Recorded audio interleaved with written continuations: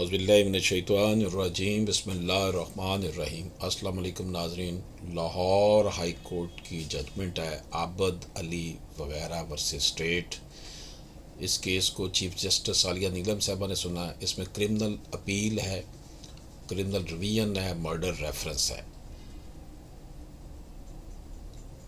اس میں کچھ لوگوں کے 3 اکیوزڈ ہیں، ان کی The case involves conviction and sentencing of 3 accused individuals for a double murder.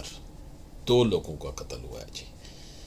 Through the judgment, Honorable High Court decided criminal appeals preferred by the accused against their conviction. Criminal revision petition filed by the complainant against acquittal of some of the accused as well as the murder reference forwarded by the trial court. اب اس میں جو issue discuss ہوں گے اس video میں کہ who is in an interested witness, whether there is any link between previous enmity and motive اور پرانی دشمنی میں قتل کا کیا محرک بنا اور اس میں پرانی دشمنی کا کیا جو ہے وہ لنک ہے۔ whether delay in registration of FIR affects its authenticity، اگر کوئی FIR میں ڈیلے ہو جائے تو کیا اس سے جو ہے FIR کی سچائی FIR جو ہے اتھینٹک نہیں سمجھی جائے گی۔ تو یہ میٹر اس کے اندر ڈسکس کیے جا رہے ہیں۔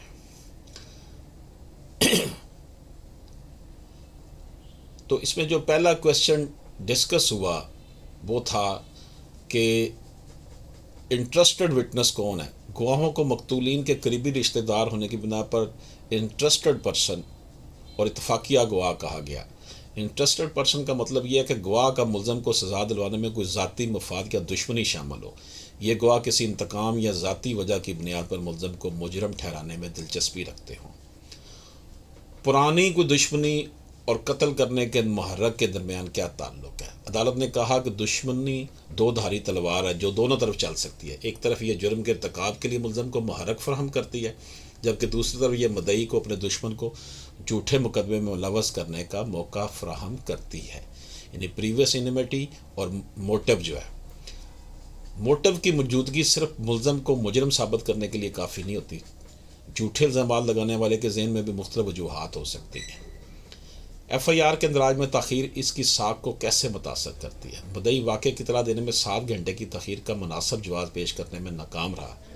اس تاخیر نے FIR کی صداقت پر شکوک پیدا کی۔ عدالت نے کہا کہ تاخیر کے نتیجے میں کہانی میں مبالغہ آرائی یا بعد کے اختراع کا امکان پیدا ہو جاتا ہے۔ بریت کے حکم کی کیا قانونی حیثیت ہے؟ عدالت نے کہا کہ فوجداری انصاف کے اصول کے مطابق جب تک یہ ثابت نہ ہو کہ نچلی عدالت کا فیصلہ غیر معقول، مکمل طور پر غیر قانونی یا انصاف کی خرابی کا نتیجہ ہے، بریت کے حکم کے خلاف کوئی فیصلہ نہیں دیا جا سکتا۔ عدالت نے محمد منشا کوثر بنام محمد اصغر وغیرہ 2003 SMER 477 کیس کا حوالہ دیا، جہاں یہ اصول واضح کیا گیا کہ بریت کے حکم کے خلاف مداخلت صرف اسی صورت میں ممکن ہے جب ثبوت کے حوالے سے سنگین غلطی یا انصاف کی خرابی ہو۔ عدالت نے کہا کہ فوجداری مقدمات میں انصاف کے اصولوں پر سختی سے عمل ضروری ہے۔